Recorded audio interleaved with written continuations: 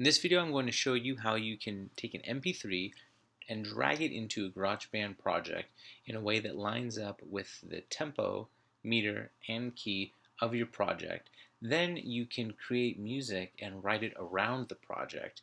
And it's almost like using a template where you create your final project around the MP3, and then once all the pieces are there, you just mute the MP3, and what you're left with is a finished product that would line up perfectly with the song. So the first thing you need to do is get a copy of the MP3. What I've done is I've just gone to iTunes and click on Store, search for the song, and purchase it here. So this is $1.29. You do not have to do this. If you already own the song, then that's wonderful, but it's $1.29 well spent. It's going to make it a lot easier to work through this project if you have the MP3 in there to guide you. So now that I have the MP3 in iTunes, I'm going to close out and open a GarageBand project. So before I drag my song into the project, again, as is always the case, you want to make sure your parameters are set up.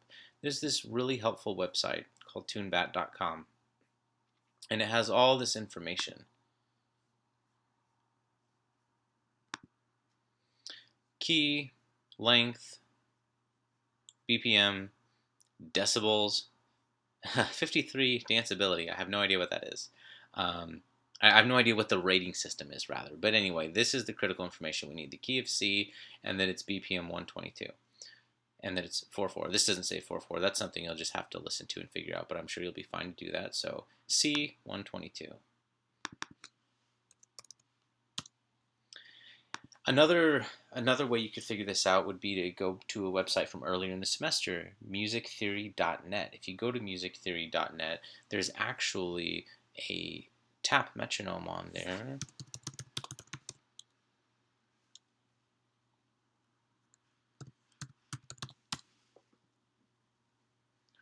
Which I'll show you while I'm talking about it. So you go to Tools, Tempo Tapper, and you would play the song, and you would use the, can you use spacebar? No, you have to use the mouse. But you would just tap this out, and this would tell you whatever you're tapping at. Now this is, it's helpful. It's kind of difficult because it doesn't last for a while. There are other websites you can use. So for example, if you just go to Google and search for like a click metronome, there are other websites where it uses the space bar, and those might be more helpful because then you just tap, but it tells you over time the average, whereas this just tells you, one tap from the last tap. So there are more helpful websites, but this is an example of something you can do to get yourself on the right track. But if you can find someone, find a resource where it gives you the answer, then that's better. And for modern worship music, they almost always play to a click track, so it's a very specific tempo. It doesn't speed up, it doesn't slow down. It's right on a tempo. It's never going to be, in between 122 and 123, something like that. So for modern worship music, this is easier than some other styles. Okay, so we have this there, and we have the song. So now you're going to go to the media tool, and you're going to search for the song you want. And click, and drag it in.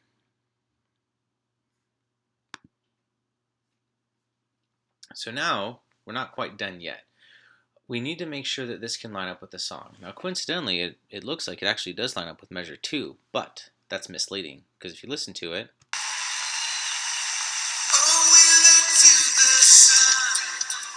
it doesn't come in on beat 1. It comes in on the and of 1.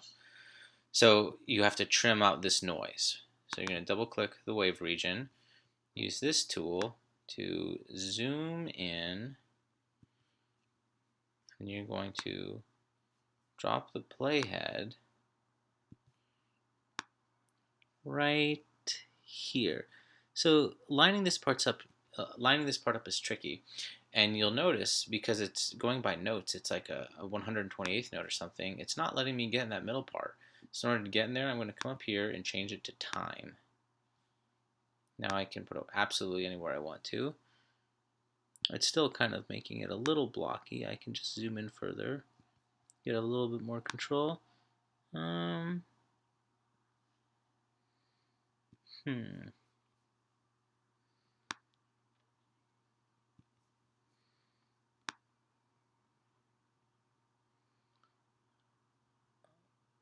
that's pretty good. Let's try it out. Turn off the looper. Go back to Beats and Project. And now I'm going to put this on the end of 1 with a metronome. Let's see what happens.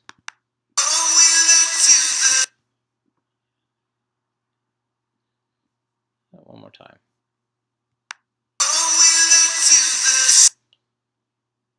Oh, that's not the and, that's beat 2. We have to zoom in a little bit more to see the 8th notes. Still just regular beats. There we go. Okay. Oh, I went out too far. So I was looking at these, by the way, if you weren't sure what I was looking for. I wanted to see the beats divided up into smaller beats so that I can line this up right with the and of 1. Let's try that out.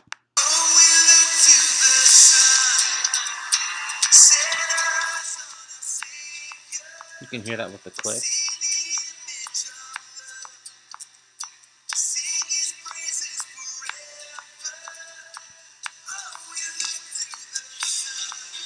That sounds pretty good to me. If you want to make sure it's going to work for you, you can zoom way out and go to, just trying to find a sweet spot. There we go. You can go to the end of the song and see if it's still lined up.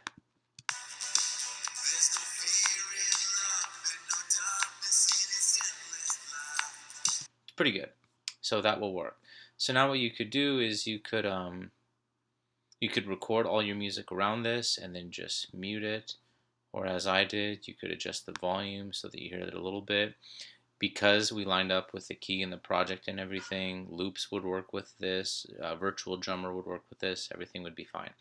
So this is really helpful. I'm just going to talk you through that process one last time. First thing you need to do, get a copy of the MP3. The best, easiest way to do it is to just go to iTunes and buy it. It's $1.29. It's worth it.